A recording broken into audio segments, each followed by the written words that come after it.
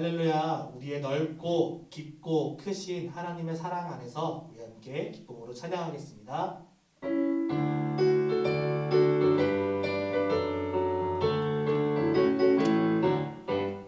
내 주 하나님 넓고 큰 은혜는 저 큰 바다보다 깊다.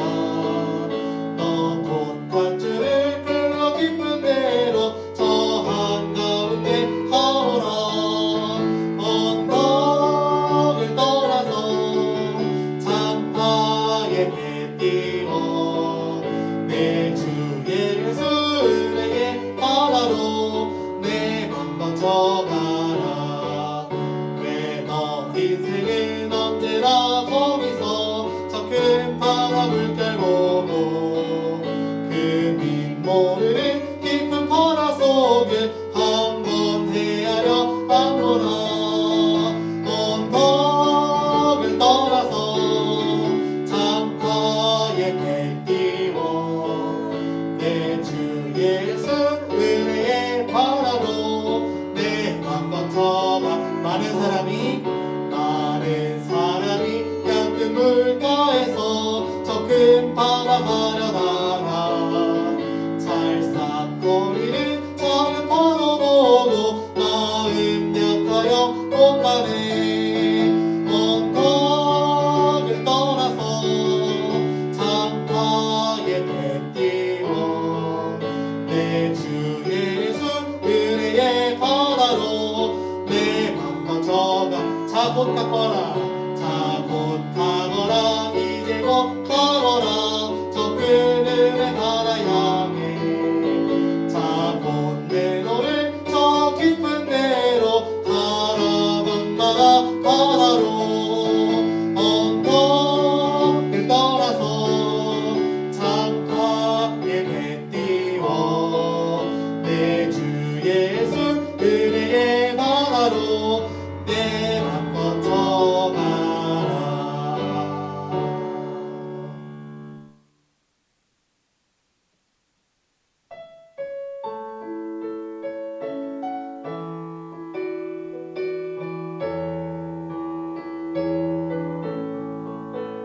날 구원하신 주 감사. 모든 것 주신 감사.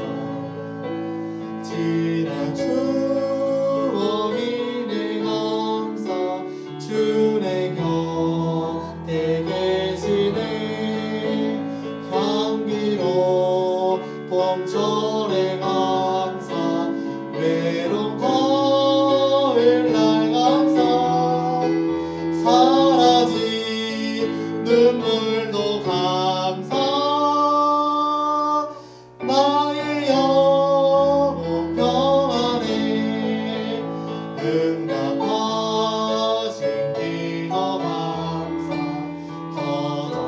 거절하신 것 감사. 헤쳐나온 풍랑 감사. 모든 것 채우시네. 아픔과 기쁨도 감사. 절망 중 위로 감사. 증량 못할 은혜 감사. 크신 사랑 감사해.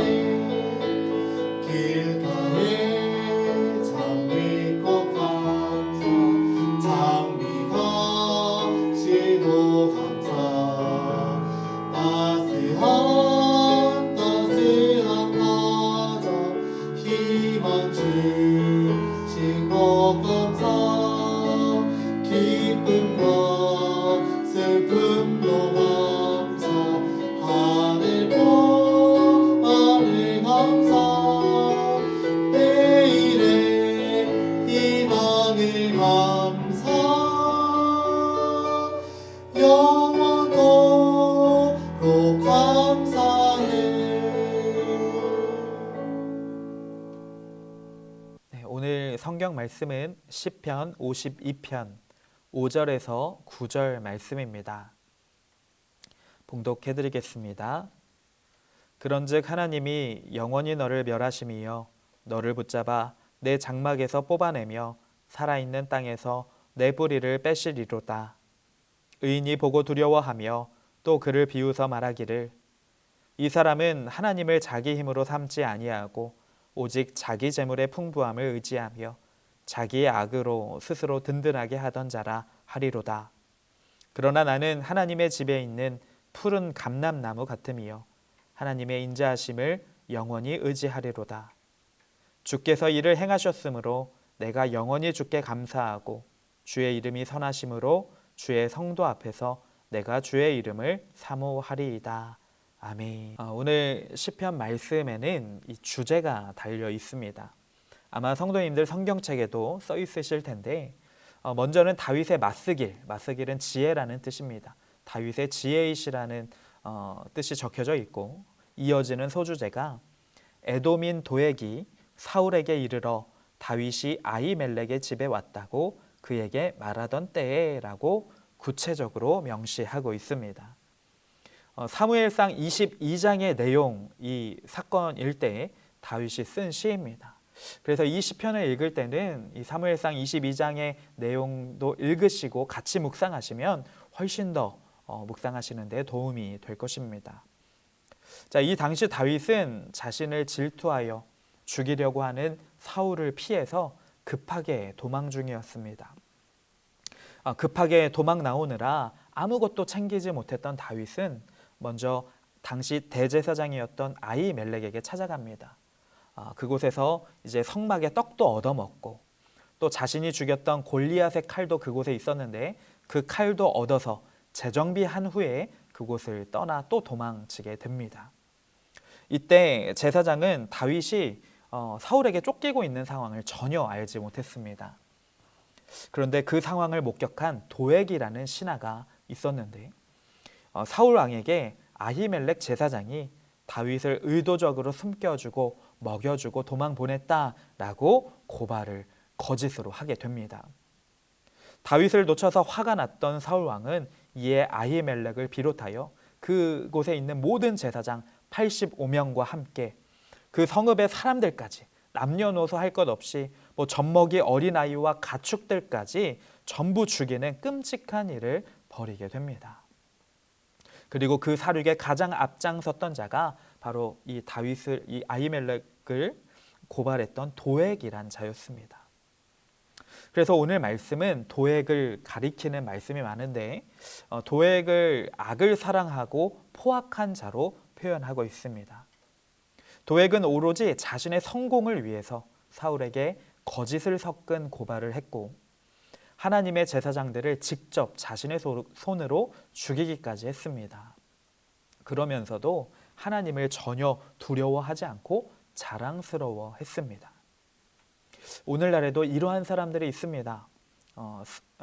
자신의 성공을 위해서 수단과 방법을 가리지 않고 행동하는 사람. 그것이 다른 사람들에게 피해를 주고 설사 죄이거나 악한 일일지라도 하나님을 두려워하지 않고 행하는 자가 있습니다. 그랬던 자가 도액인데 다윗은 오늘 말씀에서 도액에게 이렇게 말합니다. 5절 말씀입니다. 그런즉 하나님이 영원히 너를 멸하심이요 너를 붙잡아 내 장막에서 뽑아내며 살아있는 땅에서 내 뿌리를 빼시리로다. 하나님께서 도액을 뿌리까지 뽑아내실 것이다 라고 강하게 엄중하게 선포하고 있습니다. 아마 도액도 이스라엘의 신하였기 때문에 이방 민족이었지만 겉으로는 하나님께 제사도 드리고 보통의 유대인들처럼 하나님의 백성으로 살아가는 모습이었을 것입니다. 그러나 그의 중심은 오직 눈에 보이는 재물과 권력, 그 힘만을 의지하고 있었습니다. 그래서 도액은 결국 하나님의 심판을 받게 되는 것입니다. 오늘날에도 겉으로는 신앙생활 잘하는 것 같지만 여전히 보이는 것만 믿고 세상을 쫓는 사람들이 있습니다. 우리의 삶도 돌아보아야 할 것입니다. 우리가 비록 이제 도액과 같이 막 살인까지 저지르는 큰 죄는 짓지 않겠지만 눈에 보이는 세상만 믿고 쫓아서 사는 때가 있을 수도 있는 것입니다. 반면 다윗은 보이지 않는 것을 바라보는 믿음의 사람이었습니다. 다윗의 현실은 아무것도 가진 것 없이 왕으로부터 쫓기는 도망자입니다. 아주 절망적인 상황이었습니다. 그러나 다윗은 눈에 보이는 현실만을 바라보지 않았습니다. 믿음의 눈을 들어서 하나님을 바라보았고, 지금도 날 사랑하시고 신실하게 일하시는 하나님을 깨닫게 됩니다. 그래서 이렇게 표현합니다. 8절 말씀입니다. 그러나 나는 하나님의 집에 있는 푸른 감람나무 같음이요 하나님의 인자하심을 영원히 의지하리로다. 지금 왕에게 쫓기는 이제 목숨이 위협받는 아주 위험하고 절망적인 상황 속에서도 자신은 하나님 집에 있는 푸른 나무처럼 안전하고 부족함이 없는 상태라고 고백하고 있는 것입니다. 그렇습니다. 우리도 믿음의 눈을 들어서 하나님을 바라보게 되면 이 어려운 현실의 상황을 넘어서 지키시고 함께 하시고 우리를 부족함 없이 채워주시는 그 하나님을 깨닫게 될 것입니다. 그래서 우리가 교회에서 많이 고백되어지는 말, 예수님 한 분이면 충분합니다 라는 말이 우리의 삶에서 실제적으로 고백되어지기를 간절히 소망합니다. 우리 모든 성도님들 그러한 복된 삶이 되시기를 간절히 소망하고 축복합니다. 우리 함께 기도하겠습니다. 하나님, 우리가 도액처럼 우리 눈에 보이는 현실, 이 세상만 쫓지 않도록 도와주시옵소서. 다윗처럼 믿음의 눈을 들어 우리를 채우시는, 우리를 보호하시는, 함께 하시는 하나님을 만나고 경험하게 하여 주옵소서. 감사드리며 예수님의 이름으로 기도드립니다. 아멘. 우리 함께 찬양하시고 기도하시겠습니다.